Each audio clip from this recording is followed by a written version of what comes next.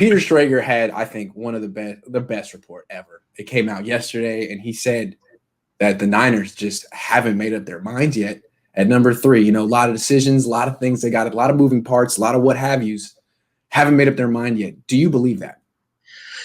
Well, I believe it, but not because the media said it. I don't believe anything that's coming out of the media these days.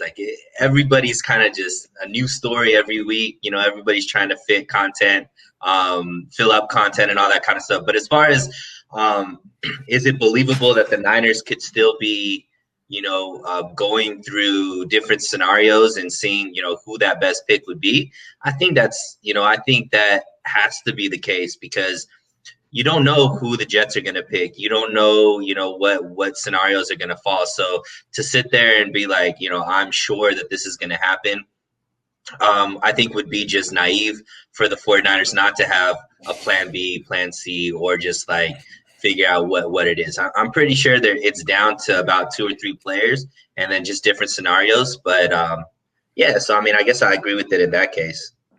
I just have a hard time believing that that Kyle Shanahan and John Lynch went to Jed York the night before the trade and were like, all right, this is what we want to do.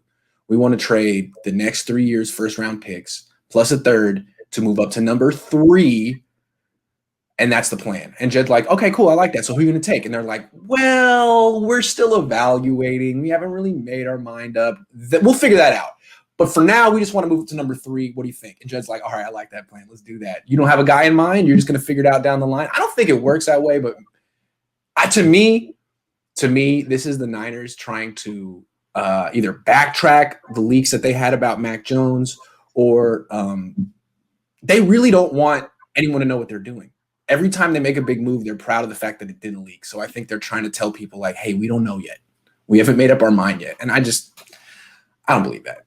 I think that for them to be able to make up their mind means they need to know exactly what the Jets are going to do, right? Because that's I think what's the biggest thing. If they were the number 2 pick, I could see this being kind of what are you talking about? But number 3 pick, you don't know if Zach Wilson's going to be available. You don't know if Justin Fields is going to be available. Maybe even Trey Lance goes at number 2. So it's kind of I think it's very understandable to be like the 49ers aren't definitive, because if you fall in love with somebody and then that person ends up becoming the number 2 pick, all of that, I think they have to keep their options open because they're not in control.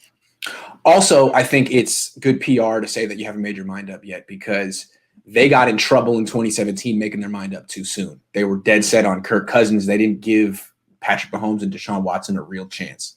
If you want to take Mac Jones, that's fine.